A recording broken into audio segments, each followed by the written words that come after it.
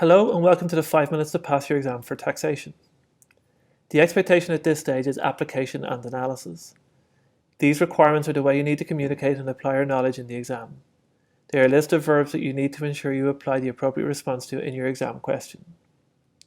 When presented with an exam question, you should have an easy process on how to convert this into an answer that will get at least 50% of the marks. My suggestions would be 1. Read the question carefully. Take your time in thinking about an approach and solution. If you start writing too quickly, you will miss key points and marks. And remember, answer the question asked. 2. Cover the whole syllabus but concentrate on the key areas that I discuss later. 3. Make sure you are applying a solution to the scenario. A good way of doing this is making sure that each recommendation or suggestion you make can be tied into an issue identified or highlighted in the case study. If not, it is not relevant to the solution. And 4. Pay careful attention to the requirements. There may be more than one action required to be completed. It is important to know what you are facing when going into your exam.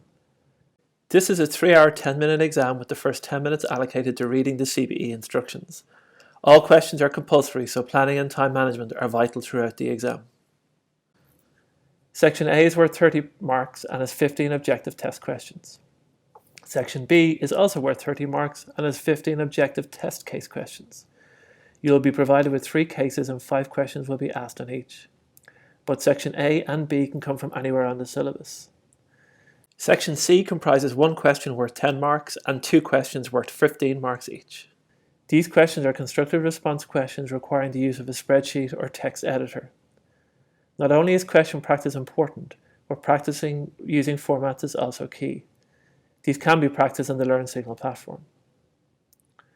Some of the best ways to pick up marks in an exam is to learn from what students did well and not so well in the past. CBE spreadsheets should make it easier, not harder. Don't use spreadsheets for long narratives. This is not required for taxation. Be aware of the restrictions of the CBE templates. It is good practice to show your workings. Don't leave them behind on the scratchpad. It should be easier to make corrections in a spreadsheet if formulas are feeding through properly. Be aware of transfer pricing. And don't do extra work that is not required and only eats into your time. You will not get bonus marks. Written answers are typically short but still need to be precise. This is how tax works, and if you are making a lot of content for narrative answers or explanations, you are making a mistake. Now we will have a look at specific areas of the exam that, if done correctly, will increase your marks. Again, CBE spreadsheets should make your life easier, but only if you practice.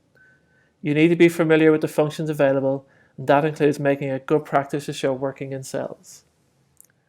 Don't net off figures in cells and cross-reference rather than copying the number. When looking at spacing, be aware that you can't insert rows or columns, so you will need to use cut and paste. When looking at formulas, any changes or corrections in a computation should work all the way through the solutions. You should learn this from regular question practice using the CBE templates on our site. Students still regularly lose marks due to showing workings properly. Don't have multiple calculations when one will suffice. For example, capital allowances for a motor car of £14,000 multiplied by 18% multiplied by 4 over 12 by 80% is equal to £672.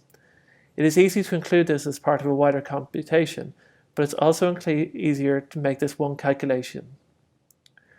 Remember to follow the guidance provided. Use 0 for items not taxable. A time-wasting narrative is not required, and again a reminder not to have a lot of separate workings. As part of questions, you are often given figures that form part of your solutions. It may not be explicitly stated, or you could get current tax figures and ask for an alternative solution. It's very important to appreciate the figures that you have been provided in the question.